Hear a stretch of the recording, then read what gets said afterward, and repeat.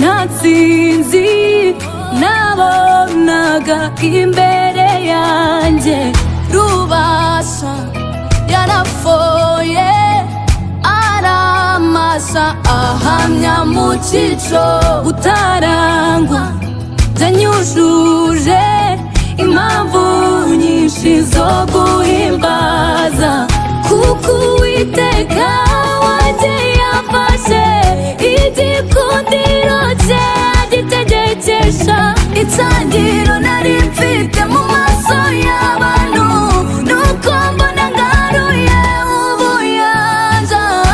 Ibuye ryo kwizera yampaye ntiryari gusha Goliyati, ntibyashobokaga ko nangara kandi Data ari umwami. Ibuye ryo kwizera yampaye ntiryari gusha Goliyati, ntibyashobokaga ko nangara kandi Data ari umwami.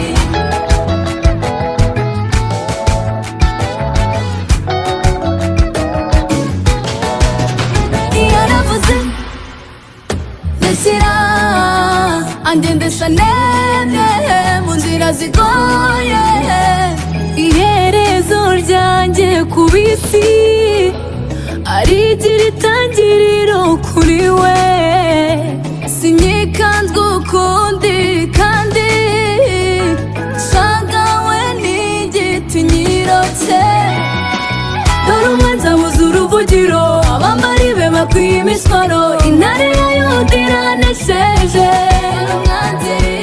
Dore umwanzi abuze uruvugiro, abambari be bakwiye imisoro, intare ya Yuda iranesheje.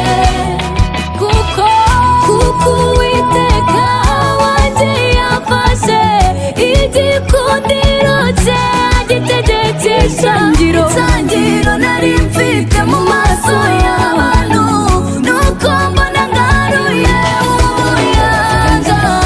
Ibuye ryo kwizera yampaye ntiryari gusha Goliyati, ntibyashobokaga kandi Data ari umwami.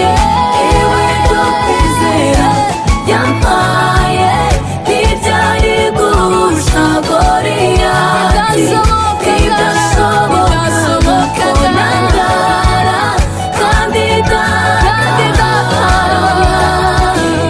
Ibuye ryo kwizera yampaye ntiryari gusha Goliyati, ntibyashobokaga nangara kandi Data ari umwami.